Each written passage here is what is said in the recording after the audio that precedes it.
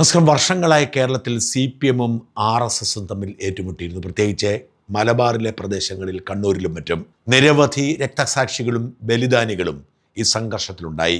എന്നാൽ പടിപടിയായി CPM-ന് ഒരു കാര്യം പിടികിട്ടി. ന്യൂനപക്ഷ വോട്ടുകൾ എത്ര ശ്രമിച്ചാലും ലഭിക്കാൻ പോകുന്നില്ല. അത് UDF-ന്റെ സ്വന്തമാണ്. അതുകൊണ്ട് ഭൂരിപക്ഷ വോട്ട് വേണമെങ്കിൽ RSSനോടും BJP-യോടും ഏറ്റുമുട്ടിയിട്ട് കാര്യമില്ല. പിണറായി 10 വർഷം ഭരിച്ച കാലയളവിൽ CPM-BJP ഏറ്റുമുട്ടൽ നാമമാത്രമായി മാറി.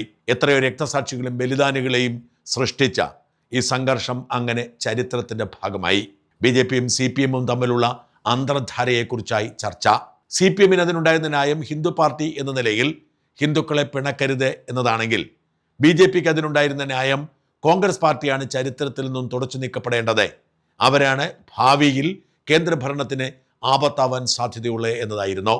എന്നാൽ ഇക്കഴിഞ്ഞ ലോക്സഭാ തെരഞ്ഞെടുപ്പും നിയമസഭാ തെരഞ്ഞെടുപ്പും BJP-ക്ക് ഒരു പാഠം നൽകി. UDF-നെ തീർത്തും ഇല്ലാതാക്കാൻ കഴിയില്ല. ന്യൂനപക്ഷങ്ങൾ ഏകീകരിച്ച് UDF-നെ പിന്തുണയ്ക്കുമ്പോൾ ചെറിയൊരു വിഭാഗം ഭൂരിപക്ഷത്തിന്റെ വോട്ട് കൂടി കിട്ടിയാലും അവർ ജേതാക്കളാവും. ഇതോടുകൂടി ഹിന്ദു വോട്ടുകൾ CPM-ൽ നിന്ന് പിടിച്ചെടുക്കുക മാത്രമാണ് BJP-ക്ക് നിലനിൽക്കാനുള്ള വഴിയെന്ന് അവർ തിരിച്ചറിയുന്നു. അതുകൊണ്ട് തന്നെ CPM-നോട് ഇതുവരെയുള്ള മൃദുഭാവം പൂർണ്ണമായും ഉപേക്ഷിക്കാൻ അവർ തീരുമാനിച്ചു. അതിന്റെ തുടർച്ചയാണ് വാസ്തവത്തിൽ അതുവരെ മിണ്ടാതിരുന്ന മാസപ്പടി കേസിൽ ED ചാടി രംഗത്തിറങ്ങുന്നത്. പിണറായി വിജയൻ വീട്ടിലുള്ളപ്പോൾ ആ വീട്ടിൽ കയറി റെയ്ഡ് നടത്താൻ ED നടത്തിയ തന്റെ ഇടം അതിന് ശക്തമായ പ്രഖ്യാപനമായിരുന്നു. ED ഉദ്യോഗസ്ഥരെ CPM ഗുണ്ടകൾ ആക്രമിച്ച കേസിൽ അങ്ങേയറ്റം വരെ പോരാടാൻ ED തീരുമാനിച്ചിരിക്കുന്നതും ഇതിൻ്റെയൊക്കെ ഭാഗം തന്നെയാണ്. ഇതിന്റെ തുടർച്ച തന്നെയായി വേണം ഇന്നലെ തിരുവനന്തപുരം കോർപ്പറേഷൻ ഓഫീസിൽ നടന്ന അടിപിടിയെ കാണാൻ. അരനൂറ്റാണ്ടായി CPM-ന്റെ കൈവശമുള്ള തിരുവനന്തപുരം കോർപ്പറേഷൻ കൈമോശം വരുമെന്ന് സ്വപ്നത്തിൽ പോലും അവർ കരുതിയില്ല. ആ കോർപ്പറേഷൻ പിടിച്ചെടുത്തതോടെ BJP ആഴത്തിൽ വേരുറപ്പിക്കുന്നു എന്ന് CPM-ന് മനസ്സിലായി. നേരത്തെ തന്നെ തിരുവനന്തപുരം ജില്ലയിൽ BJP-ക്ക് ശക്തി കൂടുതലാണ്. ഇപ്പോൾ കോർപ്പറേഷൻ ഭരണം കൂടിയായതോടെ BJP-യുടെ അടിവേര് നന്നായി പടർന്നു. എങ്ങനെയെങ്കിലും സമരം ചെയ്തും ബഹളം വെച്ചും സ്വസ്ഥത നഷ്ടപ്പെടുത്തുകയല്ലാതെ മറ്റൊരു വഴിയുമില്ലെന്ന് CPM-ന് അറിയാം. പ്രത്യേകിച്ച് മേയർ VV രാജേഷ് ചെയ്യുന്നതെല്ലാം വാർത്തയാകുന്നു, കൈയടി നേടുന്നു. ഇതിനു മുമ്പ് തിരുവനന്തപുരം കണ്ട ഒരു മേയറല്ല VV രാജേഷ്. ജനങ്ങൾക്കൊപ്പം നിന്ന് ഇതുവരെ ആരും ചെയ്യാൻ ധൈര്യം കാണിക്കാത്ത കാര്യങ്ങളൊക്കെ ചെയ്ത് അനധികൃത കയ്യേറ്റക്കാരെയൊക്കെ ഒഴിവാക്കി സാധാരണ മനുഷ്യരുടെ വിഷയങ്ങൾക്കൊപ്പം നിൽക്കുന്ന മേയറാണ്. ഈ അപകടം കൂടി തിരിച്ചറിഞ്ഞാണ് CPM ഗുണ്ടകളെ ഇറക്കി കലാപം വ്യാപിപ്പിക്കാൻ തീരുമാനിച്ചത്. അല്ലെങ്കിൽ പിന്നെ എങ്ങനെയാണ് ഹൈക്കോടതിയുടെ വിധിക്ക് എതിരായി ഒരു സമരം സംഘടിപ്പിക്കാൻ ഈ പാർട്ടിക്ക് കഴിയുക? BJP കൗൺസിലർമാരുടെ സത്യപ്രതിജ്ഞ അസാധുവാക്കണം എന്നാവശ്യപ്പെട്ടുകൊണ്ടായിരുന്നു CPM ഹൈക്കോടതിയെ സമീപിച്ചത്. ഹൈക്കോടതി അത് ശരിവെച്ചു. ഹൈക്കോടതി ശരിവെച്ചെങ്കിലും CPM-ന് ഞെട്ടിച്ചുകൊണ്ടൊരു ഓപ്ഷൻ കൊടുത്തു. ജനങ്ങൾ തെരഞ്ഞെടുത്തു വിട്ട പ്രതിനിധികളാണ്, അതുകൊണ്ട് തന്നെ ഇത് സാങ്കേതികമായ ഒരു പിശകിന്റെ പുറത്തെ ജനവിധിയെ അട്ടിമറിക്കാൻ പാടില്ല. അതുകൊണ്ട് ഒരിക്കൽ കൂടി സത്യപ്രതിജ്ഞ ചെയ്താൽ പ്രശ്നം പരിഹരിക്കും എന്ന് കോടതി പറയുന്നു. 4 ആഴ്ച സമയവും കൊടുത്തു. വാസ്തവത്തിൽ കോടതി വിധി BJP-ക്കായിരുന്നില്ല, CPM-നായിരുന്നു തിരിച്ചടി. CPM ആഗ്രഹിച്ചത് സത്യപ്രതിജ്ഞ അസാധുവാക്കി ഇവരുടെയൊക്കെ കൗൺസിൽ അംഗത്വം അസാധുവാക്കി കളയുമെന്നാണ്. അങ്ങനെ ഓടുപൊളിച്ച് കോർപ്പറേഷൻ ഭരണത്തിൽ എത്താൻ കാത്തിരുന്ന CPM-ന് കിട്ടിയ തിരിച്ചടിയായിരുന്നു ഒരിക്കൽ കൂടി സത്യപ്രതിജ്ഞ ചെയ്താൽ മതി പ്രശ്നം പരിഹരിക്കാനെന്ന ഹൈക്കോടതി വിധി. BJP ആവട്ടെ ഒരു ദിവസം പോലും കാത്തു നിൽക്കാതെ കോടതി വിധി വന്ന അന്ന് വൈകുന്നേരം തന്നെ സത്യപ്രതിജ്ഞയും നടത്തി. CPM ഒരിക്കൽ പോലും പ്രതീക്ഷിച്ചിരുന്നില്ല ഇങ്ങനെ ഒരു തിരിച്ചടി. ഇപ്പോൾ ഈ സത്യപ്രതിജ്ഞയ്ക്കെതിരെയും സാങ്കേതിക തടസ്സം ചൂണ്ടിക്കാട്ടി ഹൈക്കോടതിയെ സമീപിക്കാൻ പോവുകയാണ് CPM. വരണാധികാരി കളക്ടറാണ്.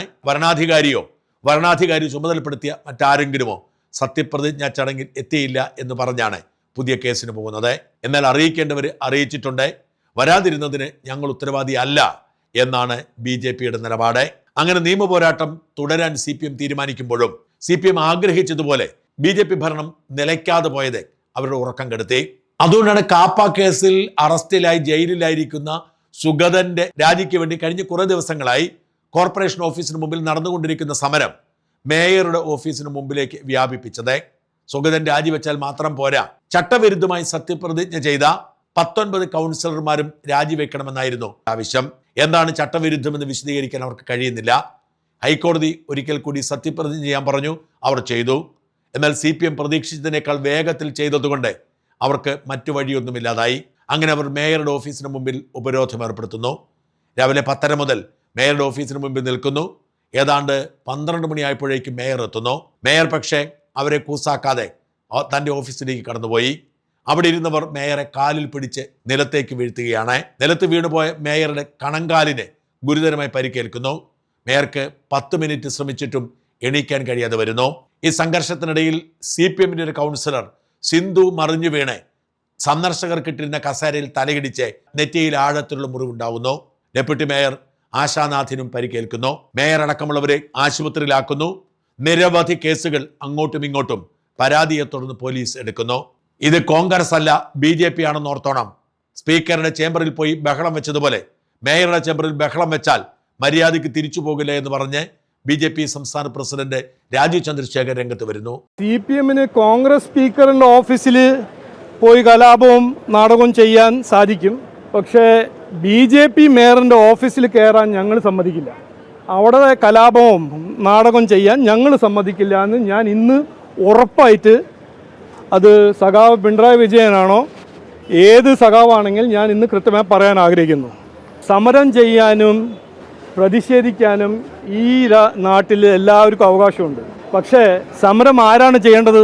എക്സാലോജിക്കിൻ്റെ സ്കാം കാണുമ്പോൾ ജനങ്ങളല്ലേ AKG സെന്ററിന് മുമ്പിൽ പോയി സമരം ചെയ്യേണ്ടത്? സംഭവങ്ങളെ കുറിച്ച് മേയർ വിശദീകരിച്ചത് ഇങ്ങനെയാണ്.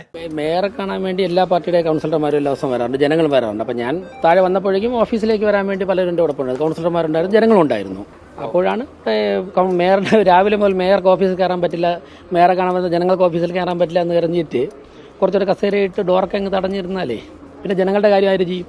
എല്ലാ സ്റ്റാൻഡിംഗ് കമ്മിറ്റി ചെയർമാന്മാരും കൗൺസിലേഴ്സ് ഇവർ ജനങ്ങളുടെ കാര്യങ്ങൾ ചെയ്യേണ്ടവരില്ലേ?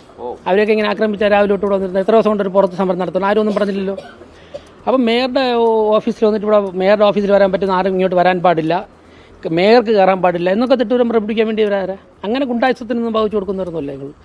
ജനങ്ങൾ അതിനല്ലോ അധികാരം നൽകിയത്. അങ്ങനെ കേട്ട് അങ്ങനെ ഒന്നും കിട്ടില്ല. ഇവരൊക്കെ 10-40 വർഷം കൊണ്ട് ഞങ്ങൾ കഴിഞ്ഞ 5 വർഷം സമരം ചെയ്താൽ ഞങ്ങൾ ഒരു ദിവസം പോലും മേയർ കയറാൻ പാടില്ലെന്ന് പറഞ്ഞ സമരം ചെയ്തിട്ടില്ലല്ലോ.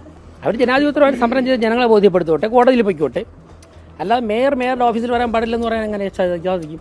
എന്നാൽ BJP അതീവ ഗൗരവത്തോടെ വിഷയം ഏറ്റെടുക്കാൻ തീരുമാനിച്ചു. BJPയും CPMും തമ്മിൽ നേരിട്ട് ഏറ്റുമുട്ടിയാൽ മാത്രമേ BJPക്ക് വളരാൻ കഴിയൂ.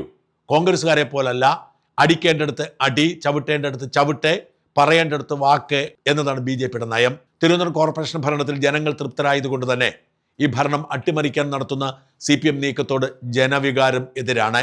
അതുകൂടി മുതലെടുത്തുകൊണ്ട് CPMനെ നേർക്കുനേർ നേരിടാനാണ് BJPയുടെ നീക്കം. തിരുവനന്തപുരത്തെ CPMനെ വേരോടെ പിഴുത് തീയിലിടാൻ പറ്റിയ സമയമാണിതെന്ന് BJP മനസ്സിലാക്കുന്നു.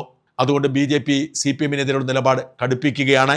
CPMുമായി നേരിട്ട് ഏറ്റുമുട്ടി ആ ഏറ്റുമുട്ടലിൽ വിജയിച്ച് തിരുവനന്തപുരം കീഴടക്കാൻ തന്നെയാണ് BJPയുടെ തീരുമാനം.